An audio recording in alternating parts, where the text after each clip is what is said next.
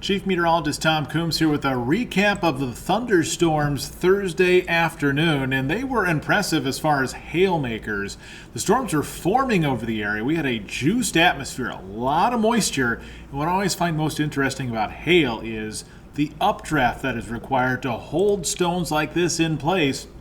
Golf ball or larger size hailstones. This is the largest report that we've seen out of the Jimtown area, but impressive storms that started over South Bend and moved towards Elkhart and eventually down towards the Goshen area as well. Look at this picture out of South Bend. That's, again, also close to the golf ball or ping pong size hailstones. 1-inch hailstones there. You see a pair of them also out of South Bend. Very impressive.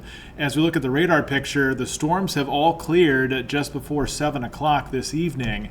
And look at the loop here. You see those storms coming together over South Bend, over Mishawaka, Elkhart, and then they make a sharp right turn towards the Millersburg area and eventually Fort Wayne. And we got lucky as far as severe weather goes. It could have actually been a whole lot worse, but it was really a small area, although a lot of people live in South Bend, Mishawaka, Elkhart, and Goshen. So this storm hit our most populated areas, and I'll show you a storm slice here in just a second, but a trail of hail reports that pretty much followed Lincoln Way from South Bend to Mishawaka, and then Mishawaka Road down 33 to Dunlap into the Goshen area, and then the storm turned more severe. We had actually some storm reports of tree damage in the Goshen area, but I want to show you this storm slice. This is around 3:20 in the afternoon, and when we talk hail, we talk updrafts, because you have to have an updraft that's going to maintain this storm, and that's what was happening. This purple batch right here, that's a hail core.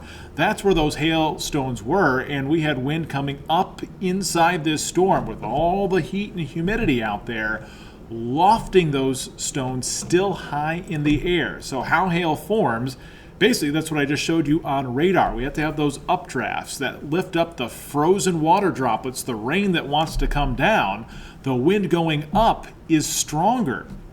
So you have this balance between the hail weight and the updraft. And to get a 2-inch hailstone, you have to have some pretty strong updrafts to maintain it. Then we start talking about a downdraft, the wind coming out of these thunderstorms, and that really started to happen once the storms reached Goshen. That bright green from Goshen to Millersburg, a wind report at the airport in Goshen of 50 plus miles per hour this afternoon around 4 o'clock as the storms rolled through, and we have pictures from that as well. Look at this video from our own Dante Stanton catching this storm as it rolled through. Look at it blow the wind and blow the trees, and some of that resulted in tree damage and up to about 10,000 people without power currently in Elkhart County.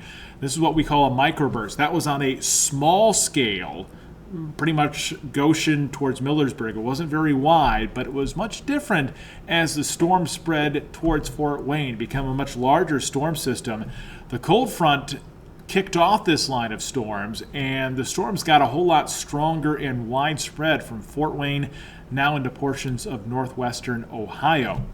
The storms formed over Michiana. They were just getting organized and coming together, and once they built up that deep amount of energy with those updrafts and the hail and eventually started coming out of those storms, you got stronger downdrafts.